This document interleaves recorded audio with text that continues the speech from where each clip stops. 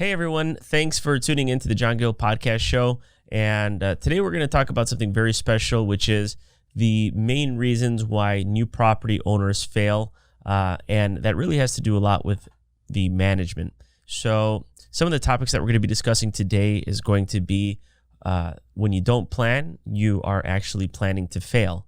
And we'll be talking about how you can screen your tenants accurately and how to mitigate certain steps to ensure that you have the best tenant pool possible for your unit. And we'll also be talking about maintenance requests. We've talked about this a lot because I feel that the biggest issue for most new property owners or for new investors is everyone's focused on the buy for the good deal, but no one ever talks about, okay, you've acquired the property. What is the next step? There's too much of an emphasis on we're going to buy this property, we're going to renovate it, we're going to sell it for an extreme profit.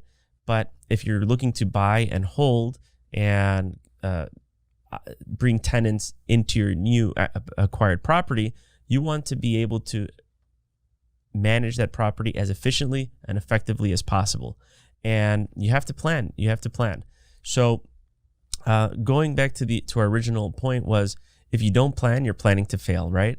So what I always recommend is that you have a target plan, an execution plan of all that you're going to need the first days after your closing. So, you're going to want to have your property management sign already on your property. That's actually a requirement in the city of Chicago. If you have a commercial property, you have to have your name, your phone number, and address clearly posted on the property. You can actually get a fine and a ticket for that if you don't. And another thing that you're going to want to do immediately after closing, and I always recommend this, is it's something simple yet very effective, is setting up security cameras throughout your entire property. So what I did with mine is we went and purchased the Ring security systems at Best Buy. You can get the wired ones, don't get the battery. I always see the big mistake. People buy battery operated security cameras, and I don't think anyone is going to be going out to their property every 6 days to change the batteries. So if you can, just get the wired security cameras. Those are the best. And ideally you'll want one on the front, on the rear of the building. So let's say that we're focusing on maybe a smaller property. Obviously this can work for a large multifamily complex or an apartment community as well. But for right now, we're going to focus on the 2 units to the 4 units, the new property owners that are getting into the investment game, because once you've gotten to that higher level, at this point, some of this stuff you should already know about. So again, secure your property. If you would like, you can probably put some security cameras also in the hallways. That also helps to just make sure that everyone feels safe. Okay.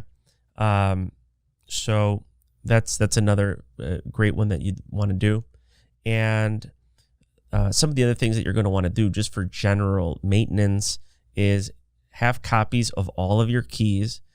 And you can use a key keeper. They sell them at Home Depot for like $20. So you can definitely go ahead and do that. And label them clearly, okay? Because if you don't, it's just going to be a pain when you're out there showing your units.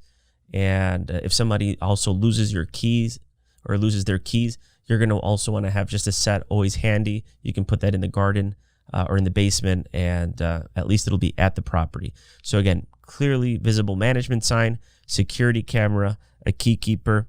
And now we're going to talk about just screening your tenants. One of the best things to do is what I do is use Zumper.com, and Zumper will allow you to quickly pull up the rental application, look at their credit. It's the easiest site that you can ever use. You just essentially put the tenant's email address on there. They'll get an email. If they fill that out, let's say in 10 minutes, you'd be getting an email back 2 minutes after with their entire report.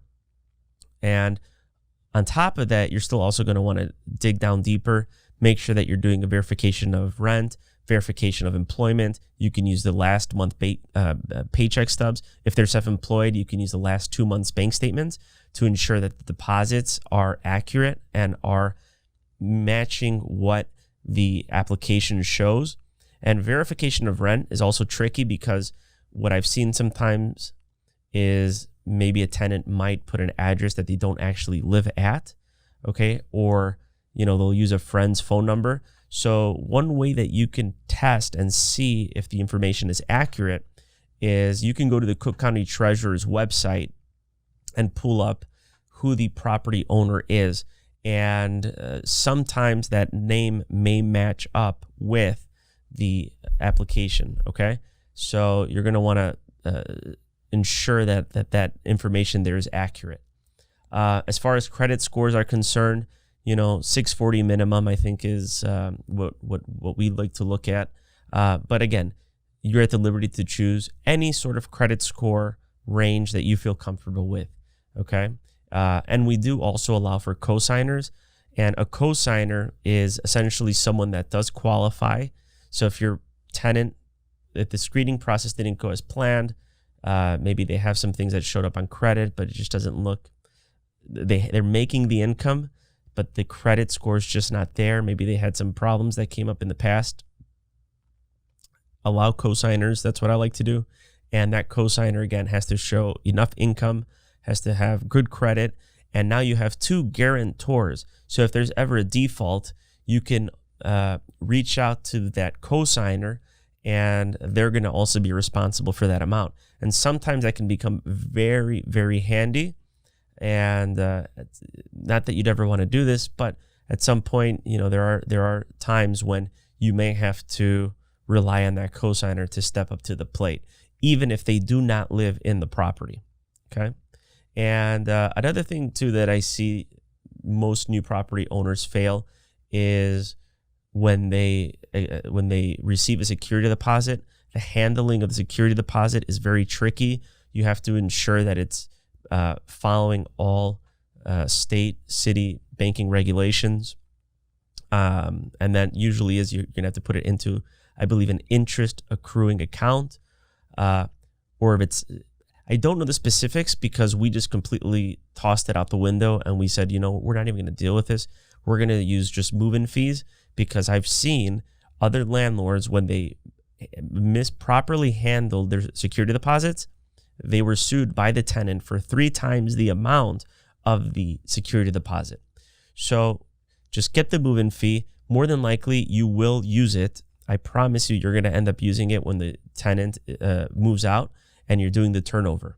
So a lot of times, in fact, I've never seen a tenant leave a property or their apartment in as good shape as when they first moved in. So you will be using that money. As far as the amount, we take half month, not less than $550. On an apartment that starts at maybe $2,000, you're going to want to probably be at like $800 to $1,000. It's all up to you, right? I mean, this is just what we do. You can use a number that's a lot higher, and that's just what it is. And what we do is we clearly label on the lease that the move-in fee is non-refundable, and it's clearly identified on the lease that there is a $0 security deposit. There's no security deposit, and we label the exact amount that we received for, and it says on there, non-refundable move-in fee. So that if you have a tenant that at the end of the year says, well, no, I gave you, $550 or $750, they're not coming back to you and saying, well, you told me that was a security deposit. Well, not really, because I have a lease here. It's on here, and have them initial next to that as well, so that nothing is left. It's black and white. Okay, clearly marked. So another one that I see new landlords face is maintenance issues. They don't change out their filters. You want to change out your filters at least maybe every 3 to 4 months. You want to do proper maintenance on your water heaters. So your water heaters have to get flushed. We have a great podcast with a plumber that came in with, what was the name there? Rocket Plumbing. Thanks, Locke. I appreciate that. We had Rocket Plumbing come in, and he explained why that is so important. You have to flush out those water heaters because a lot of the metal at the bottom just starts to decay, and it just starts creating damage to your water heater. So again, just regular maintenance and repair items that if you would have consistently done, you will not end up paying thousands of dollars in the long term. Another thing too that most landlords should be doing is you want to rot out your plumbing lines as well. Sometimes I'd say like once a year is a good time. Let all of your tenants know that they can't throw anything other than toilet paper into the into the toilet. You'd be surprised the sort of stuff that comes out of there, and hair, and that's the least of it. Trust me. Feminine hygiene products. I don't know why some women still think that they can toss that into their toilet without there being any sort of repercussions. Toss it into the trash. Baby wipes is another big one. A lot of people toss the baby wipes in there. That's a big no-no. Let your tenants know that they can't do that. Also, I hate to say it, but condoms, guys, don't. I'm being very straightforward here, but don't toss that stuff into the toilet, okay? Because it doesn't dissolve. So toss that stuff, please, into the trash can. So when I say we see a lot of stuff in there, we see a lot of stuff, okay? So again, you want to make sure that that's all getting taken care of. And then as far as servicing the, if you bought it, maybe you're living there, that's great. You can do the general maintenance around the property. But at some point, if you are, let's say, out on vacation, you want to have people that are reliable part of your team. So you want to reach out to maybe a landscaper, talk to about 2 or 3 different landscapers, get the best quote.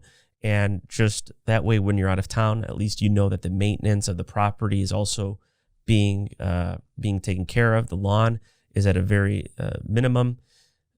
Another great point is trash. No one thinks about this, but a lot of trash gets built up in the back dumpsters. So you want to sometimes, even if you have a fake camera, you can buy a fake camera from Amazon and just point it right at the trash. And it just creates a sense of that you're watching, what people are putting in there so that it doesn't start to overflow and you've got a teepee or a pyramid growing out of your trash cans. And next thing you know, you're getting a ticket from the city for $500. So again, just maintenance and general oversight of your property. And at the end of the year, or I'd say the following year, after your first full year of owning the property, when it's tax time, a big problem that I see is most property owners didn't save receipts. They don't have the invoices. They paid things in cash. So try to pay everything with a check so you have a paper trail. If the person that you are working with does not properly handle their if let's say that you found someone, that's just going to be taking care of the grass, you're paying them in cash, just at least even get an invoice from them, okay? So, and if they don't have an invoice, draw one out. And I explained this earlier on in another topic about just real estate management basics, but the reason why I like to emphasize all of this is because too many people are caught up on, the buy, the renovation, and potentially the sale at the end, increasing the equity. But when it comes time to operating the machine, which is your property, they fail. They fail on all of these items. So you can also check out my other podcast where I talk about, it's a 2 series where I also go a little bit more into detail on each of these topics. So again, this is just a quick guideline onto what to look out for when you've acquired your property. You're going to want to do these things to just ensure that you are properly taking the steps needed to being successful as a new landlord. So anyway, if you like what you heard, go ahead and click like and subscribe to the channel. Thank you so much.